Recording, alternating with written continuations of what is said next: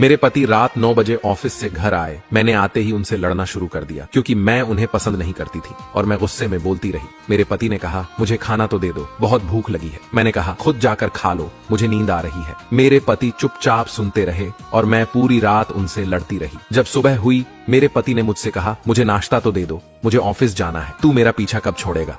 मैंने गुस्से में कहा, मैं तुझसे तंग आ गई हूँ, भगवान करे तो मर जाए। मेरे पति कुछ नहीं बोले और ऑफिस चले गए। मैं अपने बच्चों को स्कूल से लेकर वापस आ रही थी तो मेरे घर के सामने बहुत भीड़ लगी हुई थी। भीड़ को देखकर मैं चौंक गई और अपने घर के करीब पहुंची तो देखा कि मेरे पति की लाश घर के सामने पड़ी थी। मेरे ऊपर कयामत सी आ गई। मेरे हाथ पैर कांपने लगे। मेरे अंदर एक सन्नाटा सा छा गया। लोग आपस में बातें कर रहे थे कि कार से मनोज का एक्सीडेंट हुआ है। मैं जोर से चीखने लगी और चिल्लाने लगी कि मनोज उठ जाओ, मैं अब तुमसे कभी नहीं लड़ूंगी, तुम्हें कुछ नहीं कहूंगी, मुझे कुछ नहीं चाहिए, उठो मनोज, तुम्हें भूख लगी थी ना, चलो मैं खाना देती हूँ। मैं मनोज के हाथ पैर चूमने लगी, मुझे छोड़कर ना जाओ, उठ जाओ। लेकिन मनोज कैसे उठता, उसे तो मेरी बद्दुआ और मेरी नहुसत, मेरे करबे लहजे ने मार दिया था। मनोज के जाने के बाद मुझे दुनिया के रंग नजर आने लगे, मुझे रिश्ते बदलते दिखने लगे, मेरे सब अपने मुंह से मुंह मोड़ने लगे, दुनिया के लोग मुझे गंदी नजरों से देखने लगे। फिर कुछ दिनों में मुझे मेरा घर छीन लिया गया, जो हिस्सा मेरा बनता था मेरे ससुराल वाले ने मुझे दे दिया। मनोज के मरने के बाद मुझे एहसास हुआ कि पति जैसा भी हो, चाहे पसंद का हो या नापसंद का, लेकिन औरत के सर का ताज होता है।